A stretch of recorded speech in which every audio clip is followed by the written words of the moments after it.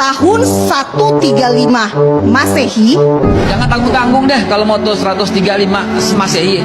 Gimana kalau 1978 sebelum Masehi? Hah?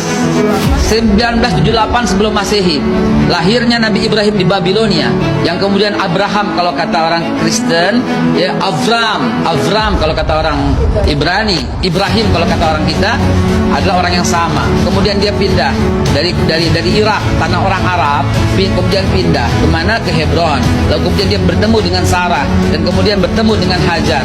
Dari Hajar kemudian akhirlah Ismail. Dari Sarah kemudian lahirlah Ishak. Apa agama Nabi Ishak? Apa agama Nabi Ismail? Apa agama Nabi Ibrahim? Apa yang ditinggalkan?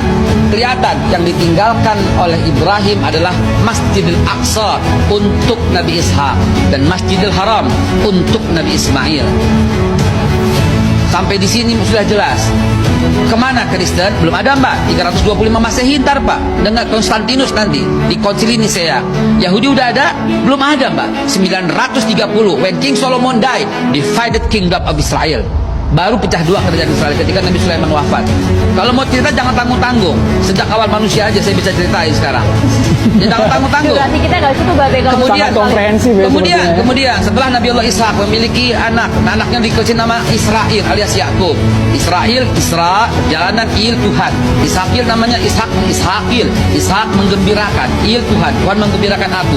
Ismail namanya Tuhan mendengarkan aku. Isma mendengar il Tuhan. Oke, itu bahasa Ibrani semua, tapi tolong perhatikan.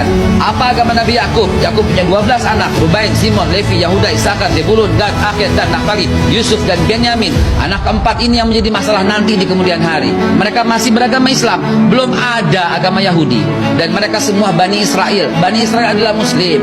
Kemudian Nabi Yusuf kemudian pindah ke Mesir, dan kemudian dilanjutkan oleh Nabi Musa. Mungkin disebut oleh Moses, dilanjutkan Nabi Joshua atau Nabi Yusha bin Nun. Kemudian Yusha bin Nun berhasil masuk kembali. Itu Israel masih benar. Israel masih bangsa yang terpuji. Wah, ini fadlatukum alal alamin. Israel itu ditinggikan oleh Tuhan, oleh Allah. Itu masih benar. Tapi ketika when King Solomon died, dari Yusha bin Nun kemudian Nabi Yakub. Kekeliruannya berada di mana? Kekeliruan, ini bukan kekeliruan. Penyelewengan dia dari mana? Dari awal muasal ketika dia membangkang dengan Nabi Musa memaafkannya. Kemudian sampai Nabi Yusha bin Nun berhasil membawa kembali ke tanah Palestina, ke tanah yang disucikan, tanah yang dijanjikan. Kemudian ketika Nabi Sulaiman wafat, baru divided kingdom of Israel. Baru pecah dua. Satu Yudea, kemudian satu Israel. Yang Israel masih Islam. Kenapa masih Islam? Karena sampai Nabi Isa alaihissalam masih memegang agama Islam, sedangkan Yudea membunuh para nabi. Yahudi membunuh para nabi. Nabi Sam'un, Nabi Samuel, Nabi Zakaria, Nabi Yahya, semua dibunuh. Bahkan Yahudilah yang menuduh Bunda Suci Maria berzina dan kemudian memiliki anak haram. Dari Yesus. situ posisinya. Lihatlah bangsa ini dari awal mula emang tukang membangkang.